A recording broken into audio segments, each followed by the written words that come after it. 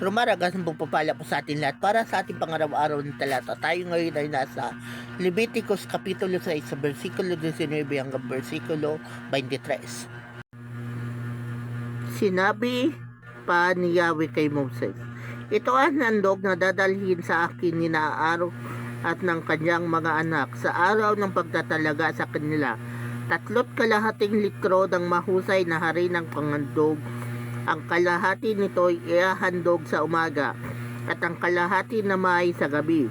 Ito ay mamasahing mabuti sa langis at ipiprito sa kawali at pagpipira-pirasuin. Sa pagkatapos, susunugin sa dambana bilang masamyong handog sa akin, gaya ng handog na pagkain. Ang saserdote sa lipin ni Aaron ang maghahandog nito sa akin. Ito'y batas na dapat sundin magpakailanman. Ang handog na ito ay susunugin para sa akin.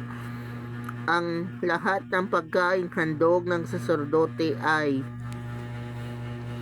lubusang susunugin. Hindi ito maaaring kainin. So, ang passage nito ay patungkol doon sa ginagawa ng mga ginagawang sacrificial offering ng mga saserdote para sa kanilang ordination o pagtatalaga, di ba? So, sa Old Testament, ang nakalagay dito, ang nakalagay pa dito sa passage nito, lipi ni Aaron. So, kasi noong Old Testament, ganito ang nangyayari. Halimbawa, si Aaron. So, saserdote siya, di ba? So, ang gagawin niya Aaron, ititrain niya yung mga anak niya kung paano maging saserdote.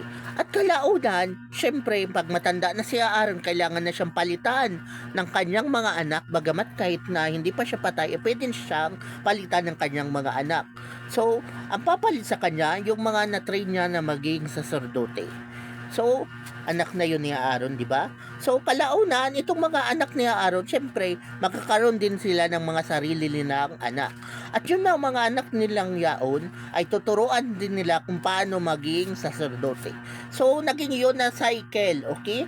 So, sa Old Testament, ang tawag doon ay generational priesthood. Actually, generational discipleship yun. Tinuturuan kung paano mag-serve yung next generation para may turo naman nila yaon sa mga magiging anak nila. So, naging na yun na part ng kanilang culture and tradition. Yung tinatawag na generational priesthood at generational discipleship. Pero alalahanin natin na wala tayo sa New Testament. Wala tayo sa Old Testament, okay? Nasa New Testament na tayo, di ba? At ang sabi sa New Testament, ano sabi sa atin sa New Testament, ano tayo? Ano tayo nga? Tayo ay a chosen nation, a royal priesthood. So, sa harapan ng Diyos, saserdote ka. Okay? Dahil naniniwala ka sa Panginoong Hesus, darating ang panahon, gagamitin ka rin ni Lord para maging saserdote niya, a royal priesthood. So, nung panahon ni Aaron or na Old Testament, panahon na yun na nga na lahi lang ni Aaron. Kumbaga nasa salinlahi lang ni Aaron yung pwedeng maging priest. Pero kalaunan sa Old Testament, yung ibang mga pamilya ay nakapag-produce din sila ng mga ang tawag dito, mga saserdote na kalaunan ay naging servant din ni Lord. Katulad ni Samuel and the likes. At iba pang family na nakapag-produce ng mga saserdote kahit na hindi sila nasa lahi ni Aaron. So, yun. Pero nasa New Testament na tayo, di ba? So, sa New Testament, as long as tinanggap mo ang Panginoong Hesus na equip ka, na train ka, pwede ka nang maging priest. Pwede ka nang maglingkod sa Kanya. Pero, katulad ni Moses, hindi naman mahalaga kung anong background niya. Si Moses nga, di ba, alam ng mga Israelites na si Moses may pinatay na Egyptian. So, para sa kanila, si Moses ay siguro mamamatay tao, kriminal, ex-convict, So para sa iba, para ka si Moses sa isang fugitive o pugante, di ba? Pero kalaunan, ginamit din siya ni Lord. So, lesson learned. So, kumbaga, ang mga naglilingkod sa Diyos, hindi natin kailangan ang acknowledgement ng mga tao. Kailangan acknowledgement muna ng Diyos. Di ba? So, kasi, sa lahat ng church leader na nanonood ng video na to, na maunawaan nyo to, okay?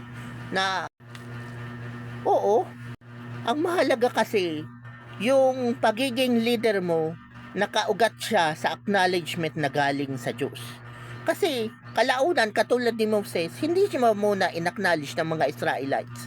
Pero dahil ang leadership niya ay nakaangkla or nakaugat sa acknowledgement na galing sa taas, galing sa Diyos, kalaunan, in-acknowledge din siya ng mga Israelites.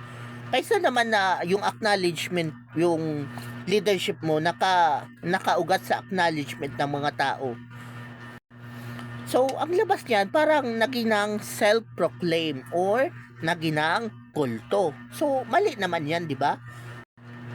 So, kaya lang may mga nangyayari sa ngayon, may scam na nangyayari ngayon na ang target ay mga lingkod ng Diyos. So, sa scam, para daw maging bishop, may bayad na 250k. Pag prophet daw, magbabayad ng 500k. At pag gusto daw maging apostle, 1 million ang ibabayad para i-ordain i-ordain para maging apostle. So, ang pangit naman nun, akala kasi ng iba na ang leadership ay nabibili ng pera. So naliligaw sila ng landas. Kasi parang gusto nila ng acknowledgement na galing sa tao. Kalimutan na nila na ang acknowledgement ng pagiging leader dapat galing sa Diyos. 'Di ba? Kasi nga sa ayaw at sa gusto mo, tingnan nyo si Peter. Ano si Peter? Fisherman, mangingisda. Si Paul, Pharisee, or sa panahon natin ngayon, abogado. So magkaiba sila. Financially, mas mahirap si Peter at mas mayaman si Paul. Pero, kung titingnan natin ang background ni Peter, dininay niya si Jesus. Si Paul naman, ang daming pinatay na Christian bago naging lingkod ng Diyos. Pero dahil ang acknowledgement nila galing sa taas, galing kay Lord, so regardless kung ano pa man, wala sa kanila yung acknowledgement na galing sa tao. Pero dahil ang acknowledgement ng pagiging leader nila galing sa taas, galing sa Diyos, so kalaunan, kinilala rin sila ng mga kapwa nila Kristiyano as a leader. So nakakaawa talaga yung mga ang tawag dyan na scam. So, nagbayad ng 250k para maging bishop, may nagbabayad ng 500k para maging prophet, 1 million para maging apostle. Pero nakakalimutan nila ang realidad na ang mga title na yaon, hindi yun nabibili ng pera. Ang nakakapagbigay lamang nun ay Diyos. Di ba? Yung pagiging bishop, prophet, apostle, o kung ano pa man gusto mo dyan na titulo, ang Diyos na nag-a-appoint. At pwede natin nga sabihin na function mo yan sa kanyang kaharian. Diba? Kaya inuulit ko, mas mahalaga ang acknowledgement bilang maging leader galing sa Diyos kaysa naman na galing sa tao. Kasi ang pangit nun, magiging kulto at magiging self-proclaim. Delikado talaga yaon. At nawa maliwanagan ang lahat, inuulit ko, ang mga church position at church title ay hindi nabibili.